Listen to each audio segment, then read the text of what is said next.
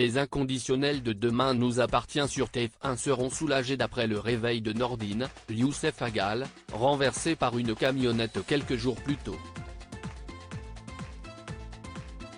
De fait, Aaron Leclerc avait une bonne intuition quand il a annoncé à Manon qu'il pensait au réveil prochain du fils du commandant Constant et de Myriam Becker.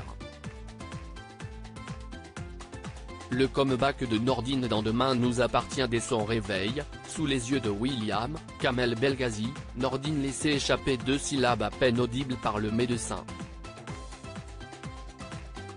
Il s'agit de Manon, Louvia Bachelier. Le courageux policier veut voir l'élu de son cœur.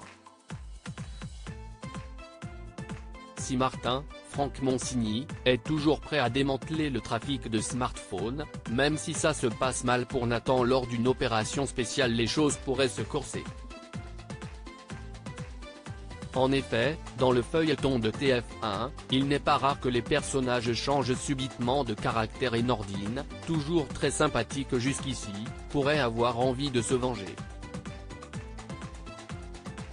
D'autant plus que, dès leur retrouvaille, Nordine et Jules ont montré une hostilité palpable. Jules coupable dès le départ sur TF1. Cette hypothèse est d'autant plus plausible que Jules, son ennemi juré qu'il a agressé à la soirée de Charlie, Clémence Lassala, est la tête pensante du trafic.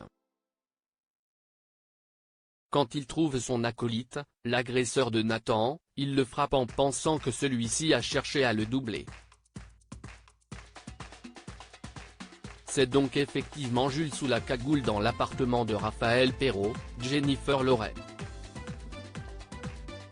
Cette organisation expliquerait le désarroi de Jules parlant de sa mère peu fortunée et malade. Jules veut très probablement être du côté de l'illégal pour combler les finances compliquées de sa mère. Cela explique son retour à 7. Charlie sera prochainement complice d'un crime. Demain nous appartient est à retrouver du lundi au vendredi dès 19h10 sur TF1.